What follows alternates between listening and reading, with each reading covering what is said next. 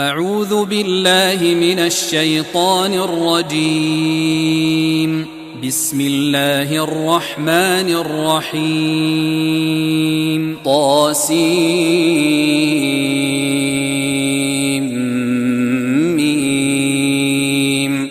تلك آيات الكتاب المبين. نتلو عليك من نبأ موسى وفرعون بالحق لقوم يؤمنون. إن فرعون علا في الأرض وجعل أهلها شيعا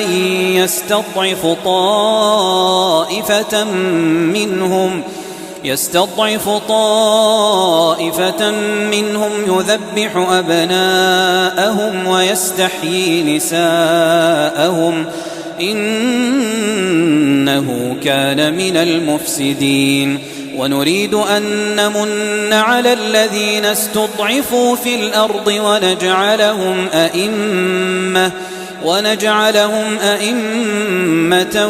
ونجعلهم الوارثين ونمكن لهم في الأرض ونري فرعون وهامان وجنودهما منهم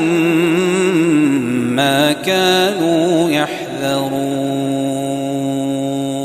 وأوحينا إلى أم موسى أن أرضعيه فإذا خفت عليه فألقيه في اليم ولا تخافي ولا تحزني إنا رادوه إليك وجاعلوه من المرسلين. فالتقطه آل فرعون ليكون لهم عدوا وحزنا إن فرعون وهامان وجنودهما كانوا خاطئين. وقالت امرأة فرعون قرة عين لي ولك لا تقتلوه عسى أن ينفعنا أو نتخذه ولدا وهم لا يشعرون. وأصبح فؤاد أم موسى فارغا إن كادت لتبدي به لولا أن ربطنا على قلبها لتكون من المؤمنين. وقالت لأخته قصيه فبصرت به عن جنب وهم لا يشعرون. وحرمنا عليه المراضع من قبل فقالت هل أدلكم على أهل بيت يكفلونه لكم وهم له ناصحون. فرددناه إلى أمه كي تقر عينها ولا تحزن ولتعلم أن وعد الله حق ولكن أكثرهم لا يعلمون. ولما بلغ أشده واستوى آتيناه حكما وعلما وكذلك نجزي المحسنين. ودخل المدينة على حين غفلة من أهلها فوجد فيها رجلين يقتتلان هذا من شيعته وهذا من عدوه فاستغاثه الذي من شيعته على الذي من عدوه فوكزه موسى فقضى عليه. قال هذا من عمل الشيطان إنه عدو مضل مبين. قال رب إني ظلمت نفسي فاغفر لي فغفر له إنه هو الغفور الرحيم. قال رب بما أنعمت علي فلن أكون ظهيرا للمجرمين. فأصبح في المدينة خائفا يترقب فإذا الذي استنصره بالأمس يستصرخه. قال له موسى إنك لغوي مبين. فلما أن أراد أن يبطش بالذي هو عدو لهما قال يا موسى أتريد أن تقتلني كما قتلت نفسا بالأمس إن تريد إلا أن تكون جبارا في الأرض وما تريد أن تكون من المصلحين. وجاء رجل من أقصى المدينة يسعى قال يا موسى إن الملأ يأتمرون بك ليقتلوك فاخرج إني لك من الناصحين. فخرج منها خائفا يترقب قال رب نجني من القوم الظالمين. ولما توجه تلقاء مدين قال عسى ربي أن يهديني سواء السبيل. ولما ورد ماء مدين وجد عليه أمة من الناس يسقون ووجد من دونهم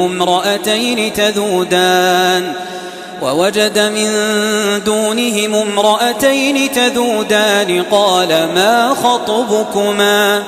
قالتا لا نسقي حتى يصدر الرعاء وأبونا شيخ كبير. فسقى لهما ثم تولى إلى الظل فقال رب إني لما أنزلت إلي من خير فقير. فجاءته إحداهما تمشي على استحياء قالت إن أبي يدعوك ليجزيك أجر ما سقيت لنا. فلما جاءه وقص عليه القصص قال لا تخف نجوت من القوم الظالمين. قالت إحداهما يا أبت استأجره إن خير من استأجرت القوي الأمين. قال إني أريد أن أنكحك إحدى ابنتي هاتين على أن تأجرني 8 حجج فإن أتممت 10 فمن عندك وما أريد أن أشق عليك ستجدني إن شاء الله من الصالحين. قال ذلك بيني وبينك أيما الأجلين قضيت فلا عدوان علي والله على ما نقول وكيل. فلما قضى موسى الأجل وسار بأهله آنس من جانب الطور نارا قال لأهلهم كثوا إني آنست نارا لعلي آتيكم منها بخبر أو جذوة من النار لعلكم تصطلون. فلما أتاها نودي من شاطئ الوادي الأيمن في البقعة المباركة من الشجرة أن يا موسى إني أنا الله رب العالمين وأن ألق عصاك. فلما رآها تهتز كأنها جان ولا مدبرا ولم يعقب. يا موسى أقبل ولا تخف إنك من الآمنين. أسلك يدك في جيبك تخرج بيضاء من غير سوء واضمم إليك جناحك من الرهب فذلك برهانان من ربك إلى فرعون وملئه إنهم كانوا قوما فاسقين. قال رب إني قتلت منهم نفسا فأخاف أن يقتلون وأخي هارون هو أفصح مني لسانا فأرسله معي يرد أن يصدقني إني أخاف أن يكذبون قال سنشد عضدك بأخيك ونجعل لكما سلطانا فلا يصلون إليكما بآياتنا أنتما ومن اتبعكما الغالبون فلما جاءهم موسى بآياتنا بينات قالوا ما هذا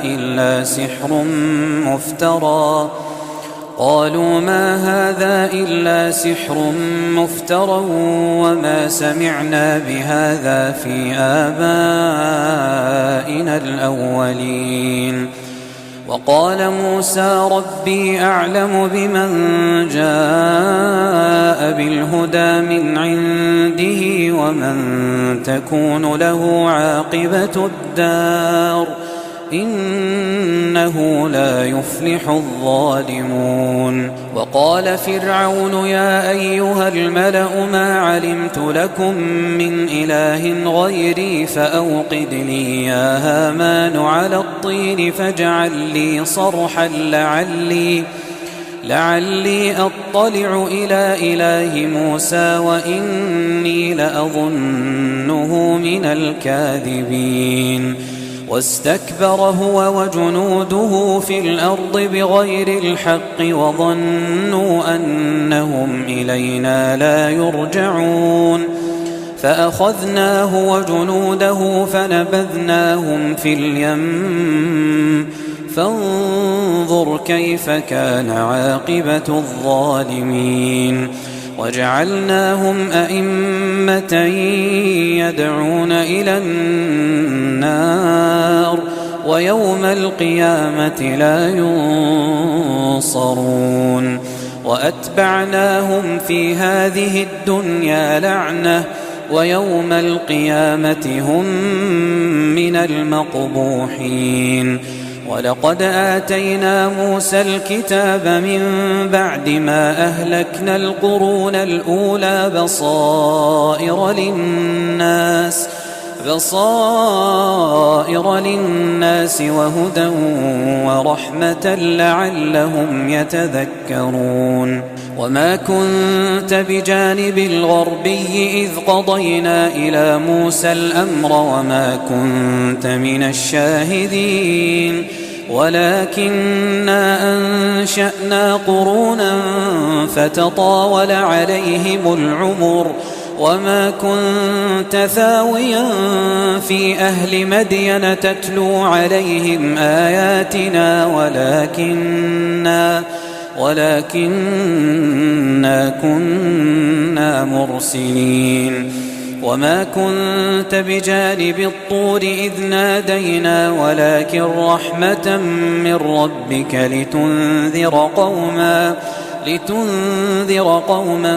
ما أتاهم من نذير من قبلك لعلهم يتذكرون ولولا أن تصيبهم مصيبة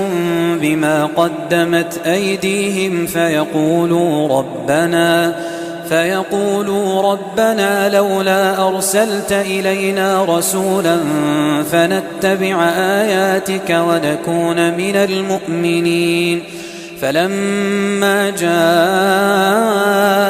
الحق من عندنا قالوا لولا أوتي مثل ما أوتي موسى أولم يكفروا بما أوتي موسى من قبل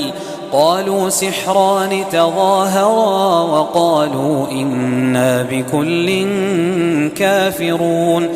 قل فأتوا بكتاب من عند الله هو أهدى منهما أتبعه إن كنتم صادقين فإن لم يستجيبوا لك فاعلم أنما يتبعون أهواءهم ومن أضل ممن اتبع هواه بغير هدى من الله إن الله لا يهدي القوم الظالمين ولقد وصلنا لهم القول لعلهم يتذكرون الذين آتيناهم الكتاب من قبله هم به يؤمنون وإذا يتلى عليهم قالوا آمنا به إنه الحق من ربنا إنا كنا من قبله مسلمين أولئك يؤتون أجرهم مرتين بما صبروا ويدرؤون بالحسنة السيئة ومما رزقناهم ينفقون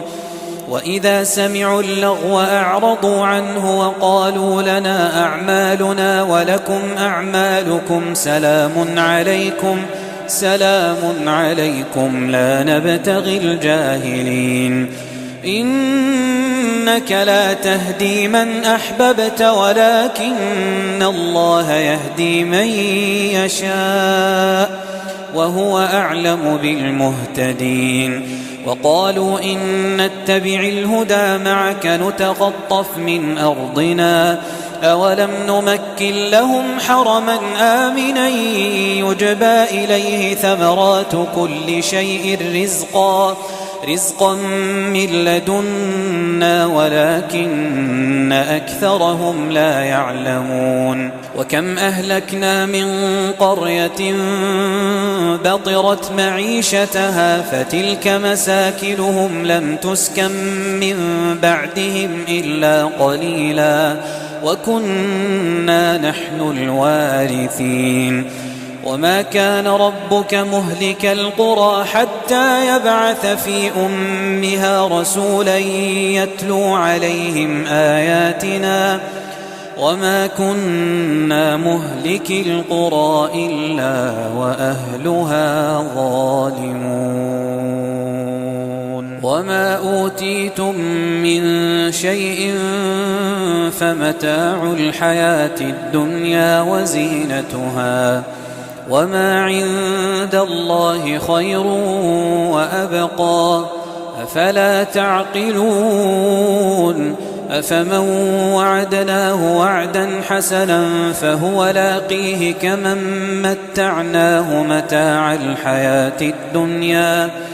كمن متعناه متاع الحياة الدنيا ثم هو يوم القيامة من المحضرين ويوم يناديهم فيقول أين شركائي الذين كنتم تزعمون قال الذين حق عليهم القول ربنا هؤلاء الذين أغويناهم كما غوينا تبرأنا إليك ما كانوا إيانا يعبدون وقيل ادعوا شركاءكم فدعوهم فلم يستجيبوا لهم ورأوا العذاب لو أنهم كانوا يهتدون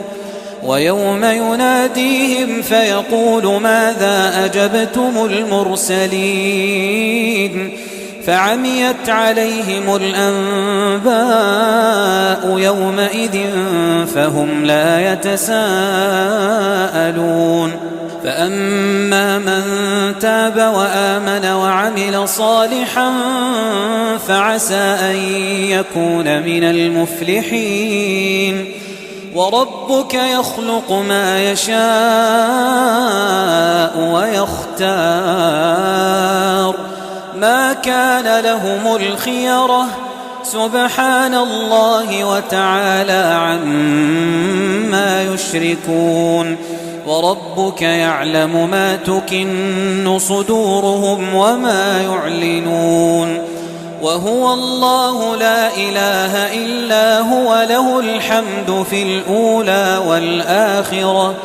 وله الحكم وإليه ترجعون قل أرأيتم إن جعل الله عليكم الليل سرمدا إلى يوم القيامة من إله غير الله يأتيكم بضياء أفلا تسمعون قل أرأيتم إن جعل الله عليكم النهار سرمدا إلى يوم القيامة من إله غير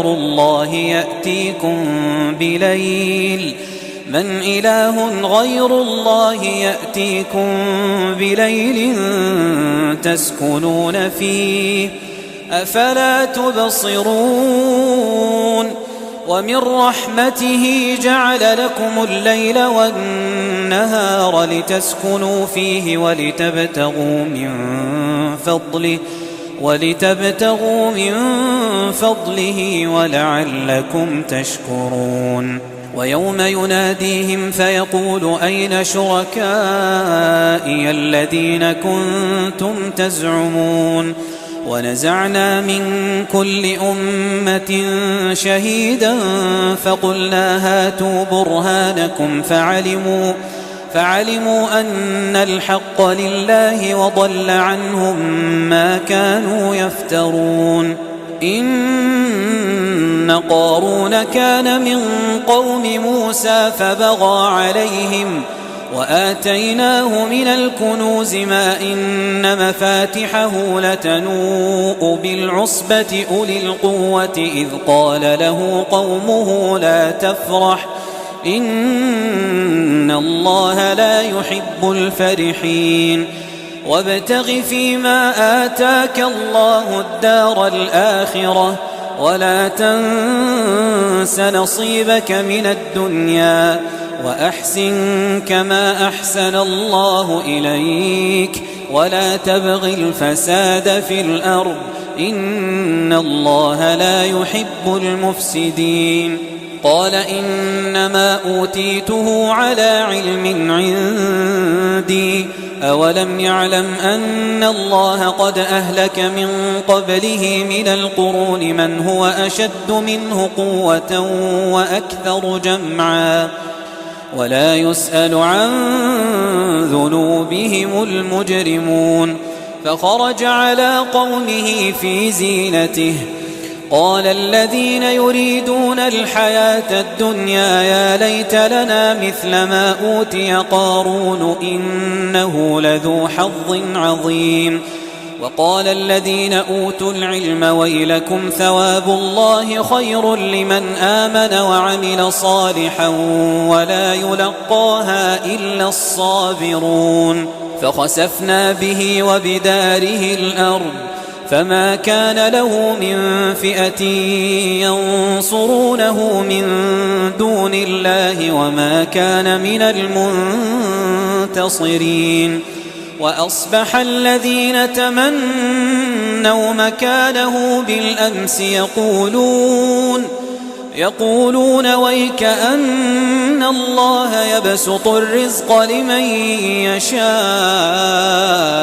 من عباده ويقدر لولا أمن الله علينا لخسف بنا ويكأنه لا يفلح الكافرون تلك الدار الآخرة نجعلها للذين لا يريدون علوا في الأرض ولا فسادا والعاقبة للمتقين من جاء بالحسنة فله خير منها ومن جاء بالسيئة فلا يجزى الذين عملوا السيئات إلا ما كانوا يعملون إن الذي فرض عليك القرآن لرادك إلى معاد قل ربي أعلم من جاء الهدى ومن هو في ضلال مبين